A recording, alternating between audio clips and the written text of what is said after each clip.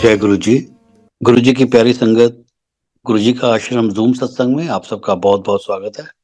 संगत जी आइए सत्संग की शुरुआत करते हैं और सत्संग के लिए इनवाइट करते हैं अश्वनी वशिष्ठ अंकल को और विजया वशिष्ठ आंटी को।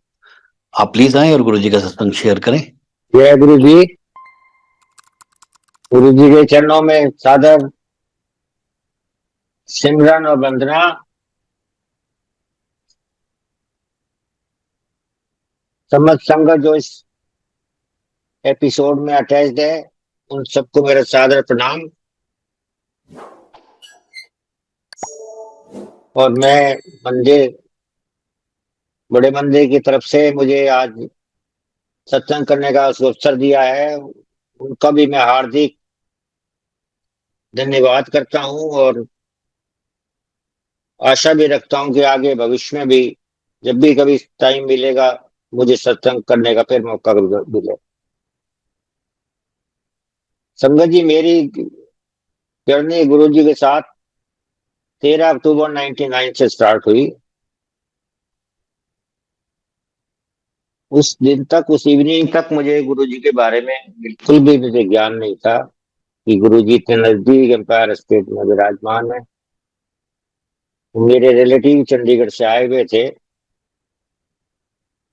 उनको जब मैं घर से बाहर सी ऑफ करने गया तो मैंने उनसे पूछा कि आप क्या क्या प्रोग्राम है, तो उन्होंने मुझे कहा कि हम थोड़ी देर गुरु जी के पास रुकेंगे, एम्पायर स्टेट में एमजी रोड पे, और उसके बाद मैं हरियाणा भवन स्टे करूंगा और आपको और फिर चंडीगढ़ चला जाऊंगा।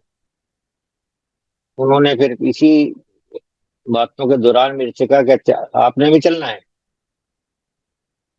मेरे मुंह से ना कैसे निकले कि मेरा बुलावा मंदिर आ रहा है, पैर स्टेट से गुरु जी याद कर रहे हैं। हाँ, मैंने कहा जी मैं भी आपको चल रहा हूँ। आंटी को पूछा कि चल रही हो आप, तो इसने कहा मैं भी चल रही हूँ साथ।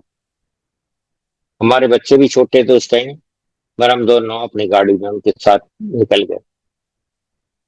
वो अपने सरकारी व्हीकल में थे, वो उनको प्रायोरिटी थी, वो अंदर चले गए, हम बाहर अपना गाड़ी लगा के उनके साथ एम्पायर स्टेट में पैदल चल के गुरु जी के स्थान पे पहुंच गए।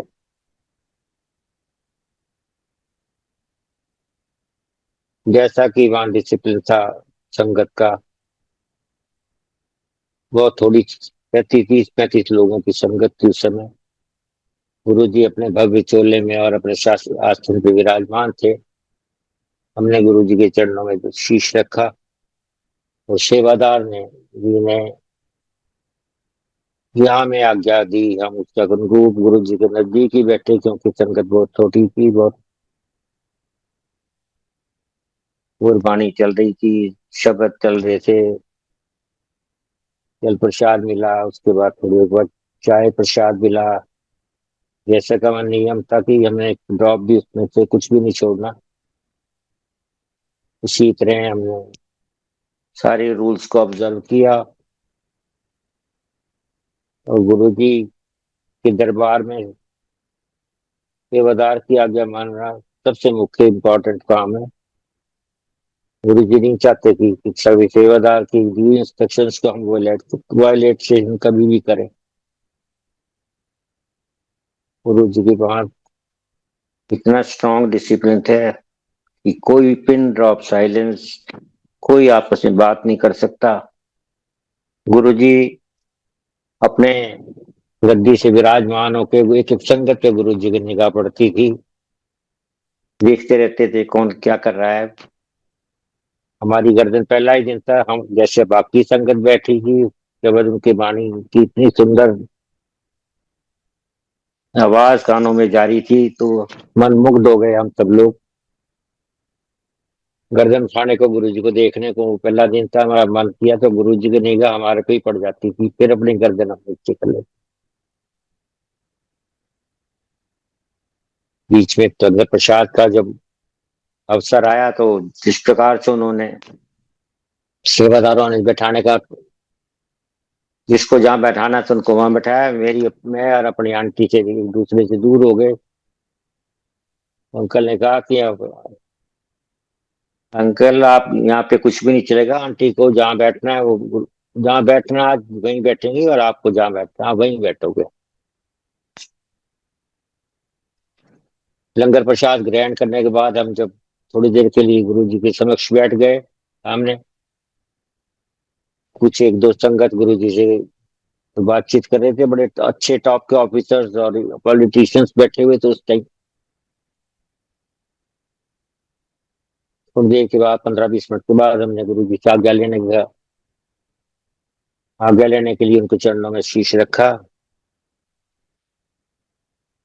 तो जब मैं शीश रख के हम उठने ही लगे थे दोनों, तो गुरु जी ने कहा कि तुसी इत्थे आंदे रहा करो तो नाल नाल नई संगत ਨੂੰ लेके आया करो।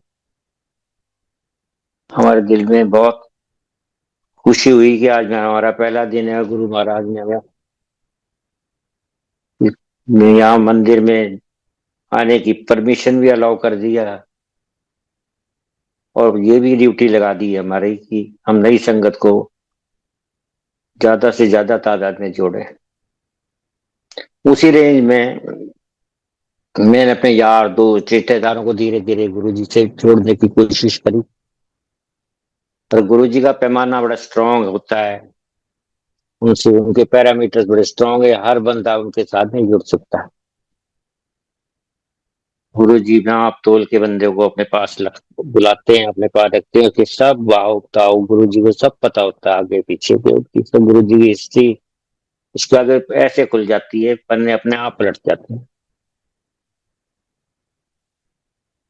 उसी इसी संदर्भ में मैं एक मेरे फ्रेंड को मैं लेके गया, वो भी मेरे दोस्त भी हैं और मेरे नजदीक रहते हैं, तो 14 में ही मैं इनको सुबह कहने गया था कि आज शाम को गुरु जी को चलना है। अब तो उन्होंने उनकी मिसेज ने मुझे कहा कि वैसे अंकल ये तो बर्बाद हुए पड़े हैं, इनका तो बहुत बड़ा लॉस हो गया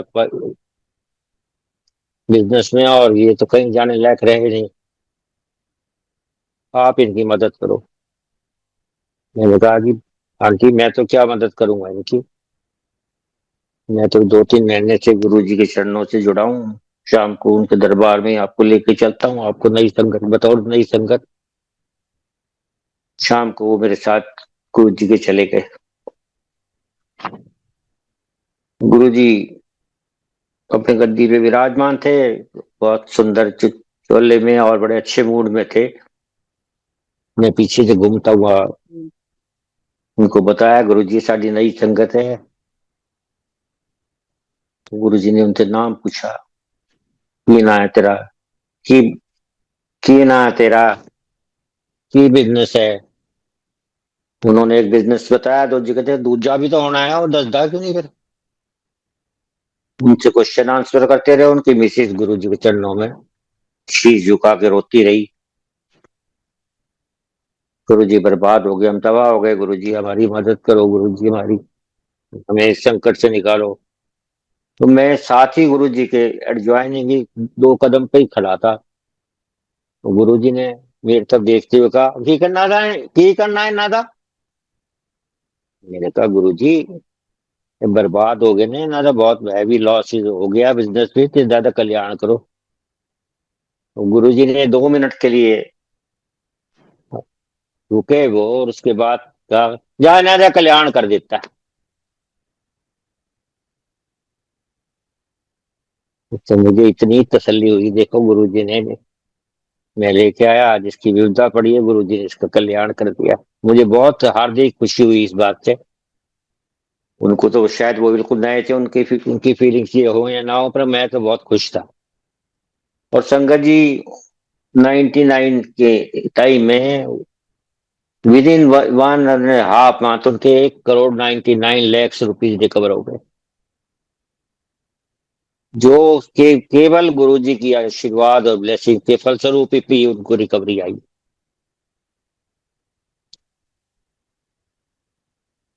वो बड़े इम्प्रेस्ड हुए, कुछ 7-8 दफा बड़े फंक्शंस में मेरे साथ मंदिर में, एम्पायर स्टेट में बड़े मंदिर में गए भी। पर उसके बाद मैंने उनको गुरु जी की तरफ जाकर नहीं देखा। हर एक इंसान की अपनी अपनी पीरियड होता है, कोई अच्छे लोगों का जुड़ने का मौका मिलता है, किसी को नहीं मिलता। ये अपने अपने भाग्य का खेल है। उसी दौरान मैं भी पंजाब नेशनल बैंक में जॉब करता था। मैं सीनियर ऑडिटर था हौस खास ब्रांच में। और एक अलकनंदा ब्रांच, दो ब्रांचेस थी मेरे पे, पिछली ब्रांच। तो जब मैं अलकनंदा ब्रांच के नेक्स्ट 15 डेज के लिए हौस खास की ऑडिट कर रहा था, तो मुझे पता लगा कि मेरी पिछली ब्रांच में 10 लाख का फ्रॉड हो गया। फ्रॉड के लिए बैंक ने मुझे कहा कि वे मिस्टर वशिष्ठ, आप ऑडिट का काम देख रहे हैं ब्रांचेस का, ये फ्रॉड कैसे हो गया? जब आपने, इसका मतलब आपके काम में कोई कमी नजर आ थी, जब ये गलती हो गई और ये पैसा बैंक का चला गया, चेक बाउंस हो गया गया। पहले दिन तो उन्होंने वहां के चीफ मैनेजर को, सीनियर मैनेजर को सस्पेंड किया, मिस्टर मल्होत्रा को। नेक्स्ट डे मेरा भी लेटर आ गया कि तो आपका भी सस्पेंशन किया जा रहा है। तो मैं इतना परेशान दुखी हो गया, मैंने गुरुजी को भी आवाज लगाई, उनके चरणों में भी अंदर से सोचा मैंने, महाराज आज मुझे पर विपदा पड़ गई, कहाँ जाऊं मैं? मुझे घर पकड़ना मुश्किल हो गया, मैं बहुत परेशानी में गाड़ी उठाई, मैं शाम को घर आ गया। मेरे बच्चे भी नहीं थे घर पे। मेरे सरवेंट ने कहा कि अंकल चाय बना दूं। मैंने कहा बेटा चाय भाई मैंने कुछ नहीं, तुम्हें तो आप परेशान हो, मैंने कोई परेशान नहीं हूं। मैं थोड़ी देर इधर उधर बाहर टेरेस पे घूम के, मैंने कहा क्या सोचता हूँ? हाँ, सोचता रहा कहाँ जाऊं कहाँ ना जाऊं। टाइम हो गया था 7 सवा 7 बजे के शाम का। अगर रात को तुझे नींद भी नहीं आएगी तो होगा क्या? मैंने गाड़ी उठाई और मैं पैर से चला गया। जैसा कि सिस्टम था, गुरु जी अपनी गद्दी पे विराजमान थे। मैं कोई 7:45 के करीब पहुंचा वहां। 30 35 40 की संगत के बड़े बड़े लोग बैठे हुए थे। तो मैंने गुरु जी का राइट पैर पकड़कर सर रख के मैं रोने लग गया। गुरु जी को बहुत सब कुछ पता था मेरे साथ क्या हुई है, पर वो बताना नहीं चाहते थे। मेरे से जोर से बोले, ओ क्या हो गया तेनू? मैंने कहा गुरु जी मैं सस्पेंड हो गया। उन्होंने इतना वर्ड सुना, दोनों हाथ ऊपर करते हुए कहा, जा तू ऐश कर, तेरा कुछ नहीं बिगड़ता। संगत जी, गुरु जी ने इतनी लाउडली बोला, सारी संगत को सुनाई दिया। मैं पीछे जाके बैठ गया। दिमाग में मेरे यही बातें घूमती रही कि मैं तो हो गया सस्पेंड, कि गुरु जी क्या कह रहे हैं कि तू ऐश कर, तेरा कुछ नहीं बिगड़ता। मेरा बिगड़ना था जो बिगड़ गया, और कभी उससे ज्यादा क्या बिगड़ना था? और महाराज की लीला परंपार है गुरु जी की, उनको तो कई जनरेशन आगे तक का नजर आ रहा है कि इसकी लाइफ में क्या होना है। हर फेज का पता है कि मैं कहाँ से आ रहा हूँ कहाँ जा रहा हूँ। गुरु जी से कुछ छुपा नहीं था। ये बात मुझे नहीं पता था उस दिन तक, मैं सस्पेंस में ही था। एक दो दिन ऐसे ही सोचता रहा। मेरा रास्ता बैंक का वही रास्ता था, गुरु जी एम्पायर स्टेट से जाना एमजी रोड पर। उसी चेन में मेरे साथ दो बुरे सीरियस एक्सीडेंट्स, एक ही दिन में दो सीरियस एक्सीडेंट से गुरु जी ने मुझे बचाया। जब मैं गुड़गांव से दिल्ली बॉर्डर के फाटक के नजदीक पहुंचा तो इतनी तेज आंधी चली, वो दोनों फाटक यूं आके बंद हो गए और मेरी गाड़ी बस पता नहीं किस तरह ब्रेक लग गया, मैं गाड़ी मेरी बैरियर के ऊपर ही टकरा गई जाके। सब देख रहे थे क्या हुआ। तो मैं जो अपना बचा तो गुरुजी रहे थे, मैं तो कुछ नहीं कर सकता था। मेरी तो प्रवृत्ति कुछ भी नहीं थी, मेरी में तो इतनी जान भी नहीं थी कि मैं उसको रोक सकता आंधी को। पर गुरुजी ने मेरी लाइफ सेव की। थोड़ा सा आगे चलते हुए आया नगर के पास जाके, जब मैं मुड़ने लगा तो मेरी गाड़ी की स्पीड 40 50 होगी। मेरे पास मारुति 800 थी उस टाइम। एक गाय दौड़ती हुई मेरे गाड़ी के पास बिल्कुल नजदीक से गुजरी और मतलब सेंटीमीटर ही बच के चली गई है। मुझे क्या आज क्या हो रहा है? मैं वहां से बचा, फिर यहाँ यहाँ भी मुझे गुरुजी ने बचा दिया। मैं गुरुजी का मंत्र जाप करता करता मैं बैंक चला गया। नेक्स्ट डे जब मैं मंदिर में गया तो एक संगत मेरे से पुरानी थी, उन्होंने पूछा, वशिष्ठ अंकल, कल गुरुजी ने आपको जो आशीर्वाद दिया, जा तू ऐश करते कुछ भी कर दे, इसका इसमें परेशान आप लग रहे थे, परेशान होने की कोई जरूरत नहीं, गुरुजी ने जो बोल दिया वो निश्चित है। गुरुजी को सब कुछ दूर का नजर आ रहा है। गुरुजी कोई मुंह से कुछ बात निकलती है, कभी कोई हल्की बात कभी नहीं निकलती उनको मुंह से, तो भगवान के रूप से भगवान की वाणी निकलती है। आप मस्त रहो, सब गुरुजी पे छोड़ दो, आपका अच्छा ही अच्छा होने वाला है। तो बैंक ने मुझे सस्पेंड कर दिया था, मेरा सस्पेंशन पीरियड चल ही रहा था, मैं अपने घर पे ही था। 68 डेज के बाद मैंने बैंक ज्वाइन किया, मेरे ऑर्डर कर दिए फरीदाबाद। वहां मैं तकरीबन 1 डेढ़ साल रहा, उसके बाद मुझे उठा के बैंक ने आर के पुरम सेक्टर 4 की ब्रांच में सीनियर मैनेजर लगा के भेज दिया। वहां भी तकरीबन मैं 1.5 साल या 1.25 साल रहा। और वो ब्रांच बड़ी ऐसी ब्रांच थी, स्टेगनेंट ब्रांच थी कि मेरी एफर्ट्स भी कोई यूजफुल नहीं हो रही थी। पता नहीं उसके मद्देनजर या गुरुजी ने कुछ ऐसा चक्कर चलाया कि मुझे वहां से ट्रांसफर होना पड़ा। वो ट्रांसफर होके भी मैं मंदिर के साथ ही दोनों ब्रांच मुझे 2 ब्रांचें दे दी बैंक ने, चंदनौला और डेरा। डेरा ब्रांच, हम गुड़गांव से जाते हैं तो डेरा विलेज आता है, इसमें हमारी ब्रांच थी। और चंदनौला अगर छतरपुर से आएंगे तब चंदनौला पड़ता है, वो भी हमारी ब्रांच थी। और मैं मोस्टली चंदनौला ब्रांच में ही बैठता था। उसी दौरान लड़कों ने मेरे मुंह से गुरुजी का ही गुणगान रहता था सारे दिन। कोई नया बंदा आता था उसको भी मैं गुरुजी की बातें बताता रहा, गुरुजी के बारे में बताता। तो स्टाफ के 2 3 मेंबर आए दोपहर में, मुझे कहते, अंकल आप गुरुजी का इतना गुणगान गाते हो पर मंदिर तो बिल्कुल साथ है, आप हमें तो लेके किसी दिन भी नहीं गए। तो मैंने कहा आज नहीं, कल चलेंगे, आज कल लंच टाइम में आपको लंच पहले कर लेंगे 5 10 मिनट और फिर मंदिर चलेंगे। 4 5 लड़के होंगे मेरे साथ, सब मेरी गाड़ी में बैठ के हम जब जाने लगे वहां पे मंदिर में, तो एंट्री का बारे में बहुत दूर से तो नहीं पता लगता, पर बहुत नजदीक गेट से पहुंचे तो देखा मंदिर का गेट, तो मेन गेट बाहर था, वो बंद था। मुझे तो बहुत निराशा हुई कि मैं इनको लेके आया हूँ और आज मंदिर का गेट बंद है, अब कैसे कैसे क्या करें। तो लड़के ने मुझे कहा कि अंकल आए तो हुई है, मत्था टेक के बाहर मत्था टेक लेते हैं, वहां से चलते हैं, वापिस चले जाएंगे, फिर किसी दिन आ जाएंगे।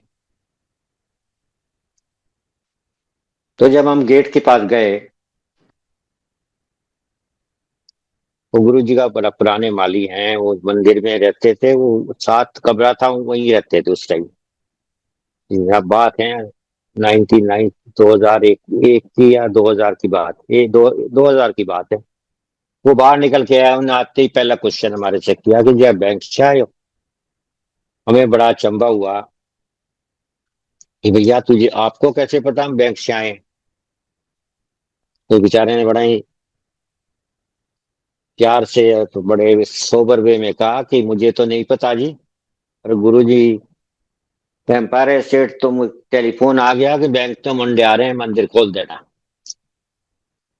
संगत जी मैं इतना जुबिलेंट हो गया, इतना मेरा गुरु जी में दृढ़ विश्वास समा गया, मैं शब्दों में बयान नहीं कर सकता कि महाराज ने देखो, मैं इतना पुराना तो गुरु जी से जुड़ा भी नहीं, पर गुरु जी ने मेरी मन की लाज रख ली और मुझे लड़कों को मंदिर के दर्शन करा कर मैं लेके आया। उसी शाम को गुरुजी ने, मेरा रोज का जाना था, गुरुजी ने मुझे कभी भी ये नहीं कहा कि, मेंशन भी नहीं किया कि आज के अंदर गए थे कि हाल रहा है तेरा। गुरुजी को सब पता होता था आज क्या हुआ, कौन गया, कहाँ गया, बड़ा मंदिर कौन गया है, रिपेयर स्टेट में आज नई नई संगत कौन आई है, तो गुरुजी से छिपा कुछ भी नहीं था।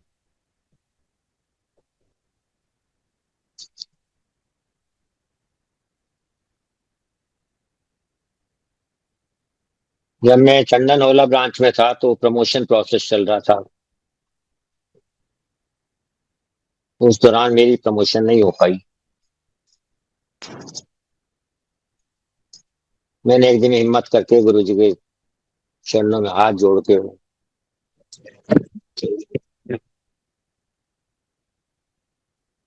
जी, मेरा भी प्रमोशन करा दो। मेरा इतना बोलना था, गुरु जी ने मुझे, मुझे बहुत कुछ लगा। चला जाए तो अब मेरी क्या औकात थी कि मैं गुरु जी से कुछ क्वेश्चन कर सकूं या पूछ सकूं। मैं अपना सर हाथ जोड़ के सर झुका कर नीचे निकल गया। घर आके मैं फूट फूट के रोया। मैं, मैं मुझे ये नहीं पता गुरु जी क्यों नाराज हुए, मुझे क्यों निकाला। मुझे संगत से निकालने का इतना बड़ा धक्का लगा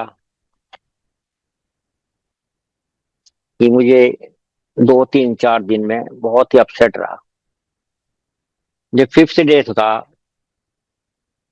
तो मैं अर्ली थोड़ा मंदिर में चला गया, एम्पायर स्टेट में चला गया। तो बाहर जब नजदीक पहुंच गया तो कर्नल जोशी अंकल मुझे टकरा गए। मैंने उनको प्रणाम किया, जय अंकल। मैंने बताया कि अंकल मुझे, आपको तो पता ही है कि मुझे गुरु जी ने अपने दरबार में से बाहर निकाल दिया। 3 या 4 दिन हो गए मुझे। तो अंकल ने मुझे उठते ही कहा कि शिष्ट अंकल ऐ भी कोई गल है,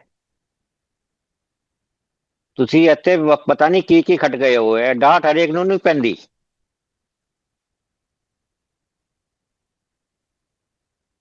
गुरुओं ने मुझे इतनी बात कही और मुझे अंदर से हिम्मत आ गई। नेक्स्ट डे में एम्पायर स्टेट में एंटर कर गया। मुझे डर ये तो लग रहा था गुरुजी पूछेंगे तू कैसे आ गया। तो गुरुजी बेचारे बिल्कुल as usual normal simple way में मैंने उनके चरणों में शीश रखा। गुरुजी ने कोई इसमें किसी तरह का मेरा एतराज नहीं। उनके दिल में जो बात थी सब निकल गई। मुझे ये फील हुआ कि मैंने जो गुरुजी का रिकॉर्ड फेंक में इतनी बड़ी बात, तो उन्होंने धक्का दिया, मुझे लगा उस पर, उन्होंने मुझे निकाल दिया। मैंने गुरुजी के रिकॉर्ड, हाईएस्ट रिकॉर्ड देने के लिए मैंने गुरुजी से क्वेश्चन नहीं किया। और आज मुझे हिम्मत भी गुरुजी ने दी, जिस बहाने में अंदर आने का मौका मिला। गुरुजी के मन में जरा सी भी रंजिश नहीं थी कि मैं क्यों आया, किसकी परमिशन से आया है। बिल्कुल उन्होंने मुझे अपने चरणों में बैठने का अवसर प्राप्त दिलाया। उसके बाद क्या हुआ कि गुरुजी ने पता नहीं ऐसा क्या मैं इतना बड़ा मेरे पे उपकार किया कि बैंक में गुरुजी की शक्ति से बैंक ने नई पोस्टें और एडिशनल पोस्टें क्रिएट की। और मुझे भी उस इंटरव्यू में कॉल किया बैंक ने। और मेरा 9th नंबर पे मेरी प्रमोशन हो गई और मेरा ट्रांसफर गोरखपुर हो गया। रिजल्ट से 2 दिन पहले जब मैं गुरुजी के चरणों में शीश रख रहा था विदा लेने के लिए, मैंने ऐसे ऊपर करके देखा तो गुरुजी ने अपनी आंखों से कहा, ऐसे कर दिया मुझे। तो मैंने आंटी को बाहर निकल के, जो निकल गई थी पहले, इन्होंने कहा बड़ा खुश नजर आ रहे हो। मैंने कहा आज गुरुजी ने मेरा रिजल्ट निकाल दिया। गुरुजी के तो रिजल्ट जो बोलते हैं वो रिजल्ट ही होते हैं सारे उनके। सब कुछ करा तो वो ही रहे थे मेरा। पर मैं फगवाड़ा वहाँ गोरखपुर जाने में इंटरेस्टेड नहीं था, क्योंकि गोरखपुर में वहां से बहुत दूर था और मैं अपनी फैमिली से बिल्कुल ही कट ऑफ हो जाता। 2 4 दिन वेट करी, गुरुजी को नजर आ रहा था ये क्या बात है, जा नहीं रहा कहीं पे भी। उसी दौरान गुरुजी की अपार शक्ति स्वरूप बैंक ने मेरे से पूछा अगले हफ्ते कि भाई मिस्टर वशिष्ठ, आप वहां नहीं जाना चाहते तो कहाँ जाना चाहते हो। तो मैंने कहा जी मुझे नॉर्दर्न इंडिया में आप कहीं भी लगा दो, मैं वहां चला जाऊंगा। तो उसके 1 हफ्ते बाद मेरे ऑर्डर हो गए फगवाड़े के। Phagwara is a very small town, वो पंजाब जीटी रोड पे, बिल्कुल जीटी रोड के ऊपर ब्रांच है हमारी। बहुत बहुत अच्छा टाउन बताया गया। और जलंधर और लुधियाना के बीच में फगवाड़ा पड़ता है। वो जो ब्रांच जहाँ मुझे भेजा गया बैंक ने, वो पंजाब की सबसे बड़ी ब्रांच थी।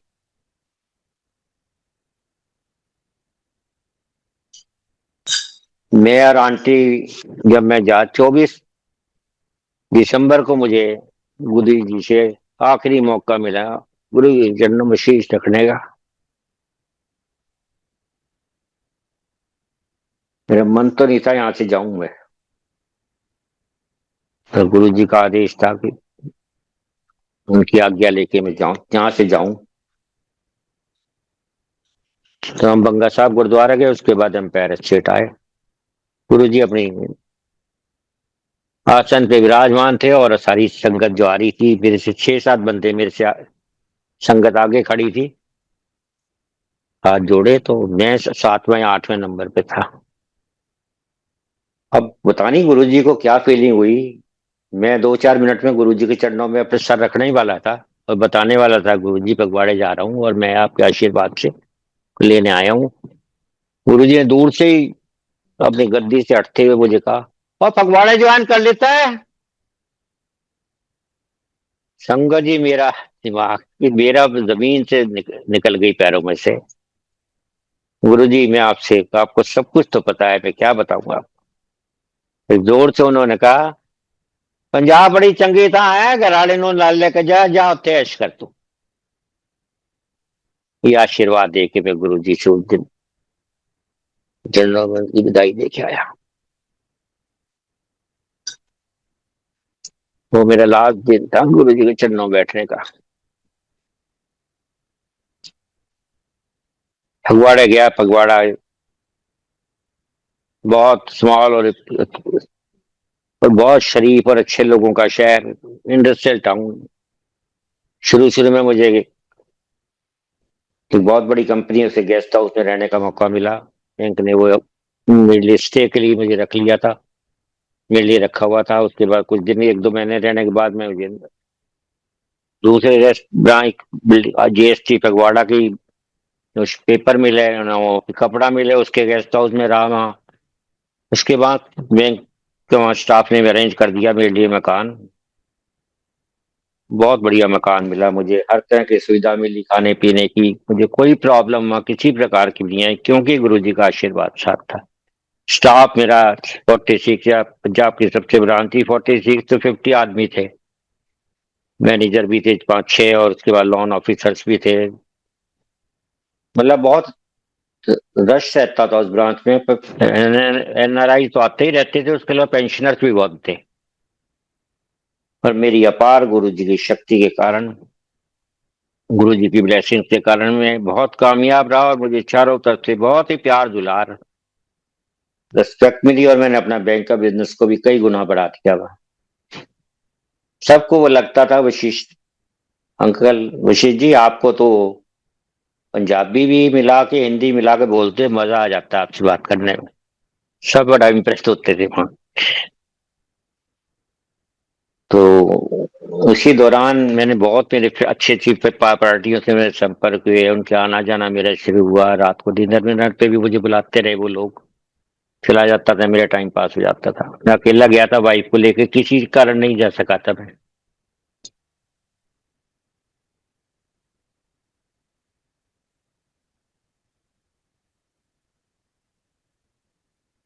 मुझे 1 साल और 5 महीने का स्टे था तकरीबन। तभी बैंक से टेलीफोन आ गया कि मिस्टर वशिष्ठ, आप गुड़गांव में वापिस आना चाहोगे। मैंने कहा सर मैं अभी हैप्पीस्ट में है, मुझे अपने आप गुड़गांव वापस ले आओ, मैं तो अब जब ऑर्डर करोगे मैं आ जाऊंगा। मैं नहीं करा रहा था, बैंक नहीं करा रहा था, गुरु जी करा रहे थे।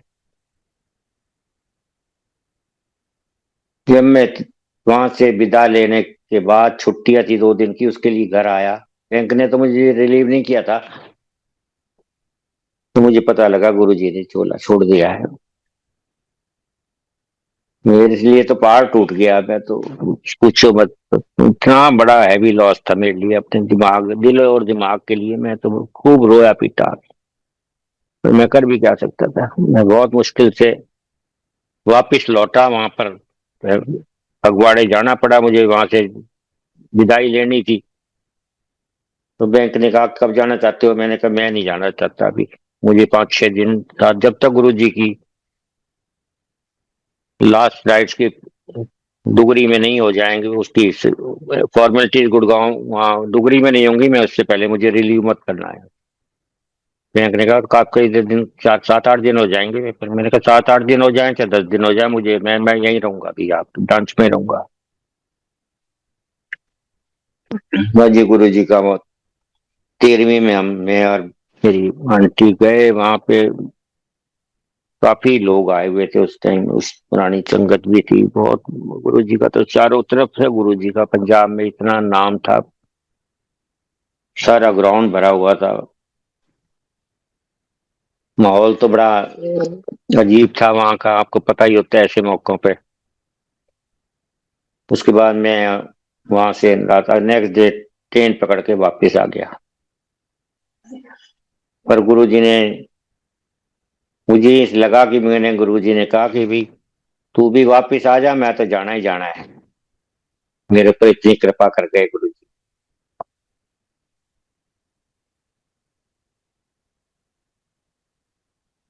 संगत में सत्संग जी, संगत जी सत्संग तो गुरु जी के साथ आज भी वैसे ही हैं जो संबंध पहले थे गुरु जी के। भावनाएं हमारी सब कुछ समर्पित हैं गुरु जी के चरणों में। मेरी तो गुरु जी से ही प्रार्थना रहती है कि समस्त संगत हमारी, किसी को भी कोई दुख ना पड़े, विपदा ना पड़े, आपके साथ सारी संगत जुड़ी रहे। आज सारे विश्व में एक ही आवाज आती है, जय गुरु जी, जय गुरु जी, जय गुरु जी। आज वो दिन है। मैं ये आंटी से कहूंगा वो अपना सत्संग शेयर करें। मेरे से सत्संग के दौरान कोई गलती हुई तो मैं उसके लिए आपसे सभी से माफी चाहूंगा। जय गुरु जी, शुक्राना गुरु।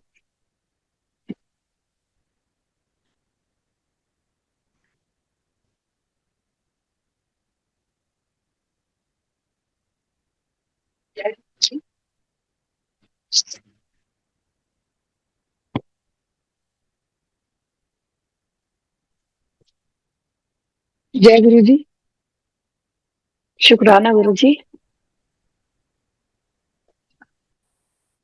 सभी संगत को जय गुरु जी।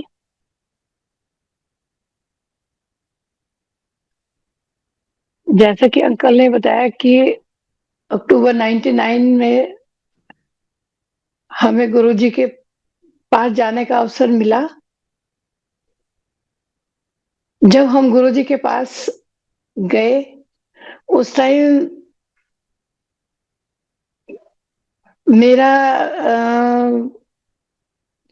निचला हिस्सा इस ढंग से था कि मैं ढंग से बैठ उठने भी मुश्किल था बहुत ज्यादा।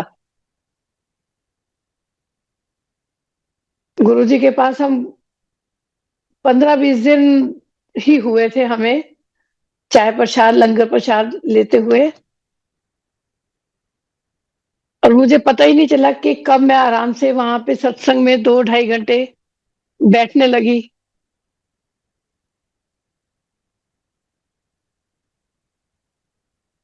एक दिन गुरुजी से आज्ञा लेने के लिए जैसे ही गुरुजी के पास हम गए, गुरुजी मुझे देख के कहते कि देख तेनू 19 साल की कुड़ी बना दिता।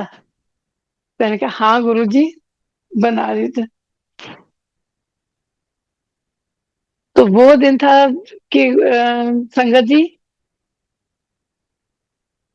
जो मेरे पैर बिल्कुल भी निचला हिस्सा काम नहीं कर रहा था, वो बिल्कुल परफेक्ट। और ज्योतिषियों ने जन्म पत्रियां देख के सबने यही कहा कि आपका ये चीज ठीक हो ही नहीं सकती, आप सारी उम्र ऐसे ही रहोगे। और गुरुजी ने मुझे, देखो ये टाइम आ गया, बिल्कुल मैं परफेक्ट हूँ। हमारी गुरुजी के साथ फिर ऐसी जर्नी चलती रही। गुरुजी दिल की बात इतनी सुनते थे। मैं, गुरुजी सामने बैठे हैं, मैं बैठी हूँ, आंखें बंद की और अंदर ही अंदर एम्पायर स्टेट में अंदर ही अंदर मैं रो रही हूँ कि गुरुजी आप पहले मिले होते तो मेरा बेटा नहीं जाता। तो मैं इतना ही सोचा था कि गुरुजी ने मुझे इशारे से बुलाया और मुझे बोला कि ए चीज लेके आई, मैं बेटी नु ब्लेस करेंगा। बेटी मेरे साथ ही बैठी हुई थी कि एनु ब्लेस करांगा। मैंने कहा जय गुरु जी।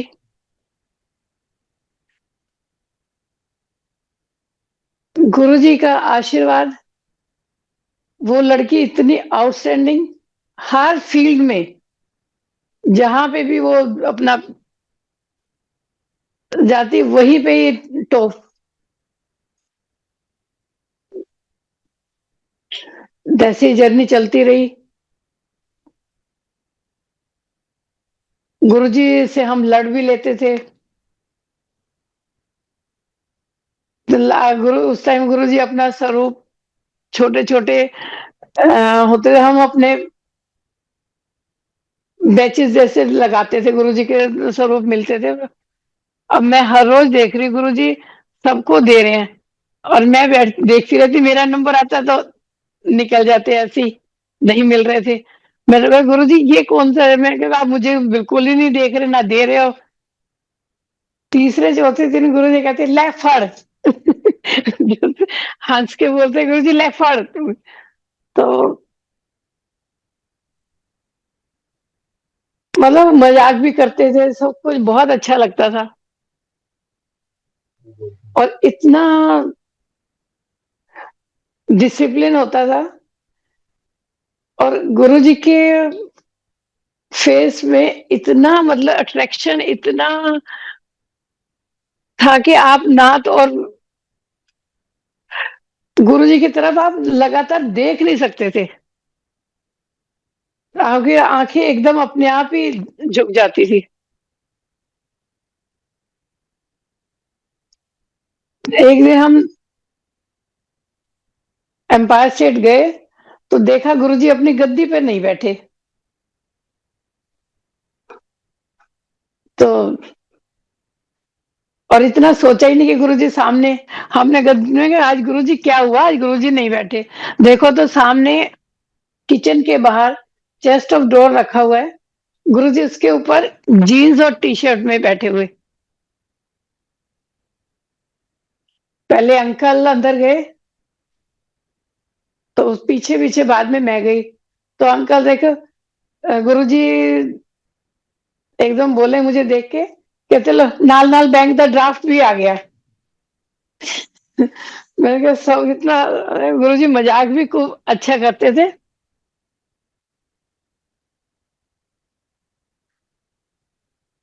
गुरुजी प्रॉब्लम भी सुनते थे, प्रॉब्लम भी अंदर देखते थे। टेलीपैथी गुरुजी के साथ इतनी ज्यादा होती थी कि मैं, जैसे हम लोग बहुत ज्यादा परेशान थे, फाइनेंशियल प्रोग्राम प्रॉब्लम बहुत ज्यादा आ रही थी,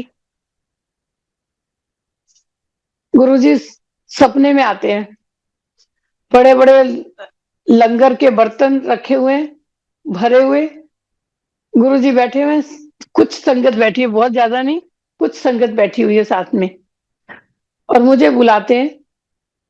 500 के नोट मैंने गिने कितने, मतलब मुझे नहीं पता, गुरुजी मेरे हाथ पे रखते हैं, मैं हाथ लेके उसको रख लेती हूँ। गुरुजी एक कुछ सेकंड बाद फिर बोलते हैं ले और ले ले। मेरे हाथ में गुरुजी ने और 500 के नोट दी। संगत जी, उसके बाद से आज तक कोई प्रॉब्लम किसी तरह की नहीं। जय गुरु जी। तो मतलब गुरु जी से हमें मांगने की नहीं, हमें मानने की जरूरत होती है। मतलब हम सोचते हैं गुरु जी उससे पहले हमें दे देते हैं जो हमारे लिए अच्छा होता है, जो हमारे लिए ठीक नहीं है गुरु जी उसको वो नहीं देते।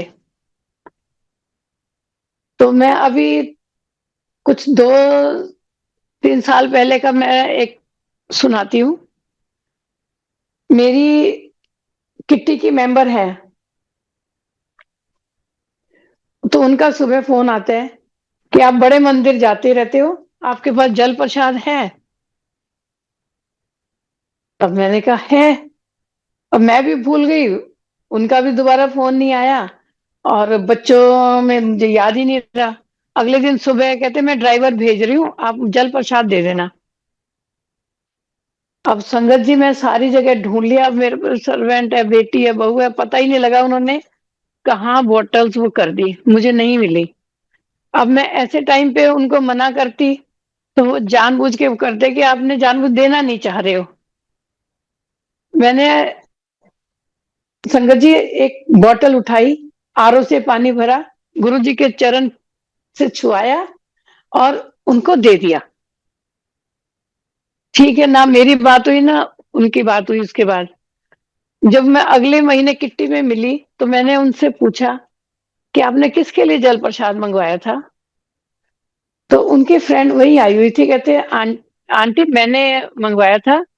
तो मैंने कहा क्या? कहते मेरे फादर वेंटिलेटर पे थे, डॉक्टर ने जवाब दे दिया था। तो मैंने कहा अब क्या हाल है? कहते वो ठीक होके घर आ गए। जय गुरु जी। मैंने कहा गुरु जी मैंने तो कुछ नहीं किया। गुरु जी मैंने तो ये था कि अगर मैं मना करती तो वो कहते आंटी जानबूझ के नहीं देना चाहती। तो मैंने कहा गुरु जी ने देखो कैसे कमाल किया।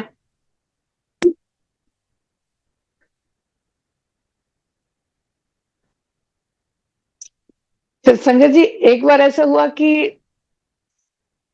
मेरा जैसे रूटीन था सालों से, मुझे याद भी नहीं कितने सालों से, कि मैं पूजा करके बाहर तुलसा जी पे जल चढ़ाती हूँ। मैंने शिवलिंग रखे हुए हैं, बाहर उनको जल चढ़ाती हूँ, सूरज देवता को जल चढ़ा के फिर मैं अंदर आती हूँ। एक दिन क्या हुआ कि मुझे वहां बहुत फ्रेग्रेंस आ रही जब मैं शिव जी पे जल चढ़ा रही हूँ। तो उस दिन मैंने कहा आसपास या तो कोई फूल लेके आया होगा या कुछ है, मतलब इतना नहीं था कि बच्चों को बताया आके कि बहुत फ्रेग्रेंस आ रही है, गुरु जी आसपास है। चलो दिन निकल गया। अगले दिन फिर वही हुआ कि मैं सुबह फिर वही जल चढ़ाने लगी। पहले दिन से डबल फ्रेग्रेंस, बहुत ज्यादा। मैंने अपने ड्राइवर अंकल को बोला कि मैंने कहा आप जाओ देख के आओ मोगरा यहाँ कहाँ लगा हुआ है। तो वो आके कहता है आंटी 1-1.5 किलोमीटर के आसपास तो यहाँ कहीं पे मोगरा नहीं है। मैं फिर उसके बाद अंदर आ गई। तीसरे दिन फिर उससे ज्यादा फ्रेग्रेंस। अब मेरा जैसे माथा थोड़ा ठनका, मैंने जहां पे शिमले के रखे हुए थे उसके ऊपर थोड़ी जगह है, वहां पे हमने नारंगी का पेड़ रखा हुआ था गमला। अब उसपे ना फ्लावर आए, ऊपर नारंगी लगी हुई थी, नीचे फूल आए हुए थे। मैंने पता नहीं मेरे दिमाग में क्या आया, मैंने 5-7 फूल तोड़ के एक बाउल में रखा और डाइनिंग टेबल पे रख दिया। संगत जी आप विश्वास नहीं करोगे कि वो पूरा घर मोगरे की फ्रेग्रेंस से मतलब इतना महक गया कि मैं सबको बच्चों को सबको बताया, सबने बाहर देखा। फिर हमने नारंगी के पेड़ की पिक ली, क्योंकि आप ये सोच के देखो ऊपर नारंगी नीचे मोगरा, उन सारे नारंगी के फ्लावर में से मोगरे की फ्रेग्रेंस आ रही। अच्छा पिक ली, मैंने सारे ग्रुप में पिक भेजी, उसमें ओम बना हुआ। सबने मुझे फोन किया आंटी इसमें तो ओम बना हुआ है। मैंने कहा अब गुरु जी घर आना चाह रहे हैं। फिर मैंने सत्संग किया, बहुत बहुत सारी संगत आई, सबने दर्शन किए गुरु जी। और मैं अंदर आके कह रही हूँ गुरु जी आप तो बहुत शरारती हो, पता नहीं आप क्या क्या करते हो। तो मैंने कहा गुरु जी तो कुछ भी कर सकते हैं, आप संगत जी सोच नहीं सकते नारंगी के पेड़ पे मोगरा, ये तो गुरु जी कर सकते हैं। जय गुरु जी। जर्नी ऐसे ही चलती जा रही थी। मेरा ग्रैंडसन 10 महीने का, बहुत ज्यादा बीमार, और समझ नहीं आ रहा था क्या है।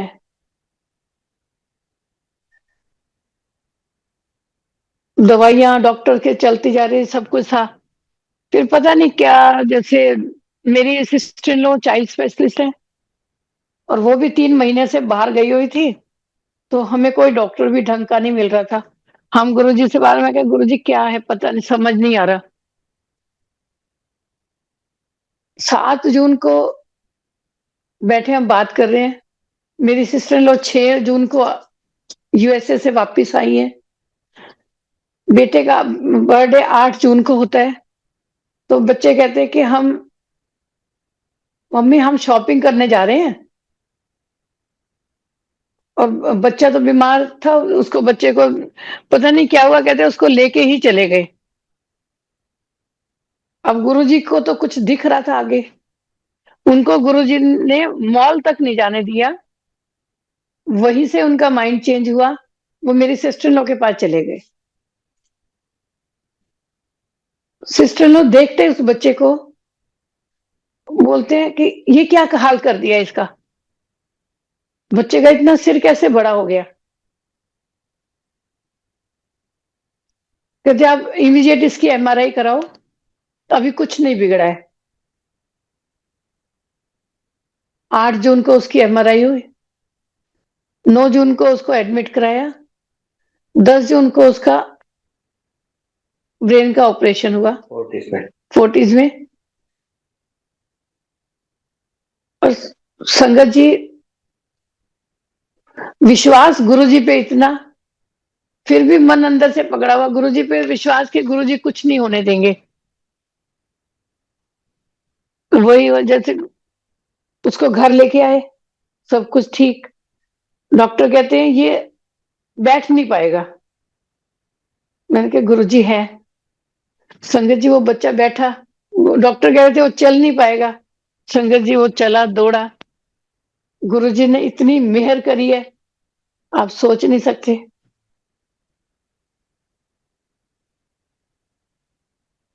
उसके बाद 3 साल पहले उसी बच्चे को फिर वही चीज, वॉमिटिंग वॉमिटिंग वॉमिटिंग इतनी ज्यादा। कभी किसी हॉस्पिटल में एडमिट कराएं, कभी किसी हॉस्पिटल में, 3 दिन रह के वहां से घर आए, आके फिर वही हाल। पूरा महीना हो गया, बच्चे को ना पानी हजम हुआ, ना खाने का तो कोई मतलब ही नहीं। अब गुरुजी ने देखो कैसे उसको जिंदा रखा। फिर उसका 1 जनवरी को एडमिट कराया, उसका 1 जनवरी को ऑपरेशन हुआ ब्रेन का, और घर आया, वही हाल, नहीं ठीक हुआ। फिर उसको वापस लेके गए। 12 जनवरी को उसका फिर ऑपरेशन हुआ, वो भी फेल हो गया। 12 जनवरी ब्रेन का, 12 जनवरी की रात को उसकी सांस बंद हो गई। हम यहाँ घर में गुरुजी की अखंड ज्योत जली हुई है, सारी रात गुरुजी के शब्द चल रहे हैं सारे। कुछ सेकंड में जैसे नर्स आई, वो मतलब घबरा के ऐसे देख रही है, वो कर रही है।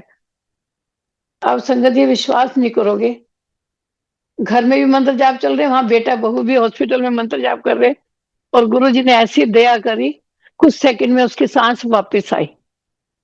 जय गुरु जी। और वो बच्चा, आप विश्वास नहीं करोगे गुरुजी, तीसरे ऑपरेशन 18 जनवरी को फिर हुआ। 3 ऑपरेशन 18 दिन के अंदर, तीसरा ऑपरेशन। और वो बच्चा जिसको पानी हजम नहीं, खाना कुछ नहीं हजम, हॉस्पिटल में रह रहा है, और गुरुजी का मंत्र जाप करके ऑपरेशन थिएटर में गया है।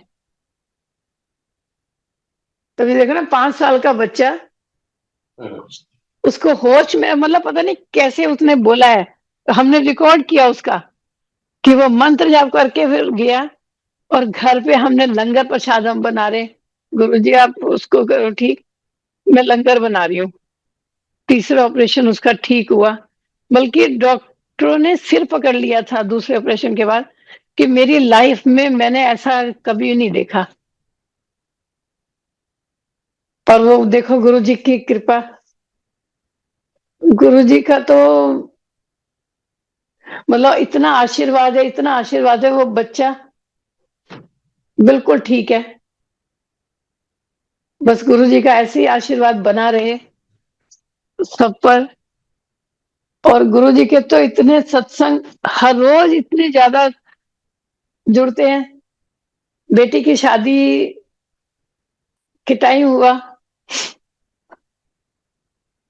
हमने बुकिंग कर दी, जयपुर हम देख आए, बुकिंग कर दी, बुकिंग अमाउंट दे दिया 12 लाख, सब कुछ कर दिया।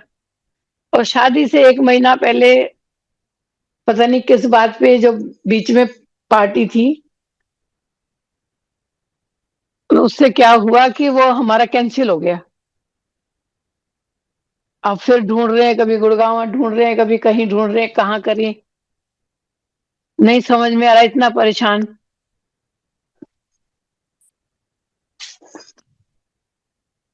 तो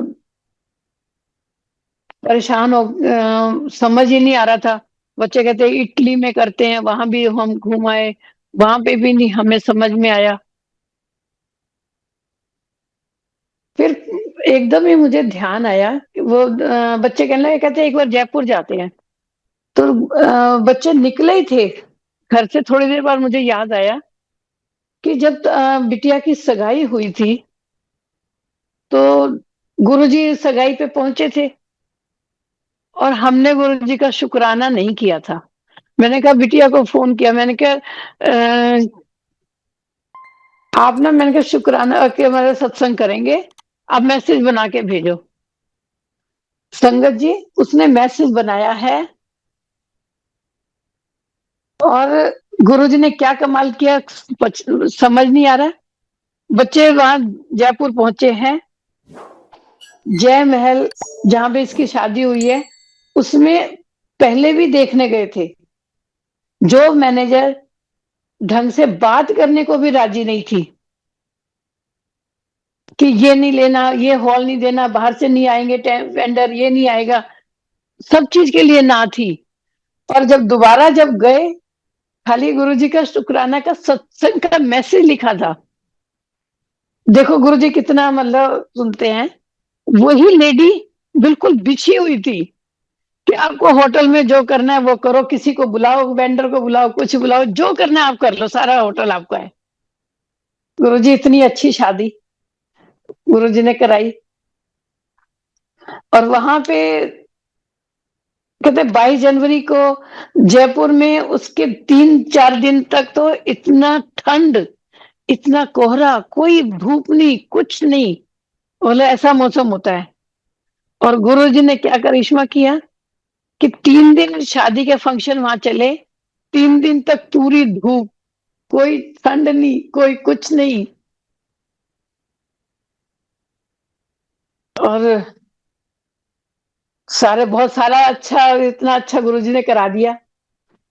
फिर उसके बाद बिटिया के जैसे बेबी होने वाला था तो 9 महीने से उस हॉस्पिटल में बिटिया चेकअप करा रही थी, कुछ नहीं था वहां पे, कोई गुरुजी का स्वरूप नहीं दिखा, कुछ नहीं दिखा। सुबह 6 बजे डिलीवरी के लिए एडमिट हुई तो टेस्ट के लिए लेबोरेटरी गई, वहां पे गुरुजी का स्वरूप, गुरुजी के चरण।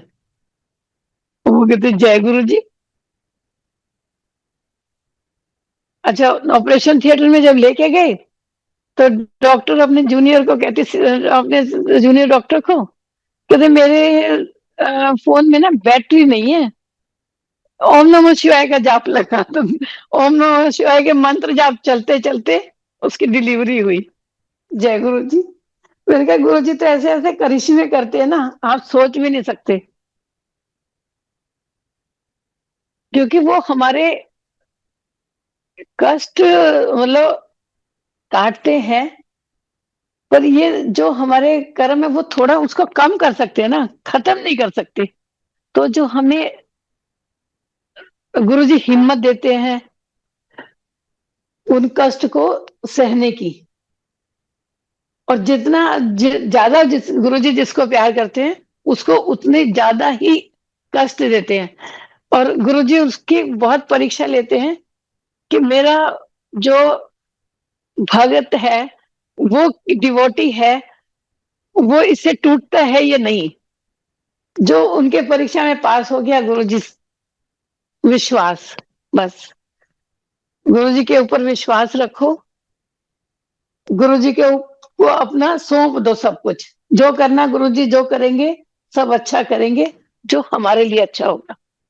जय गुरु जी, शुक्राना गुरु जी। सॉरी गुरु जी, अगर कोई भूल चूक हो तो माफी। जय गुरु जी संगत जी।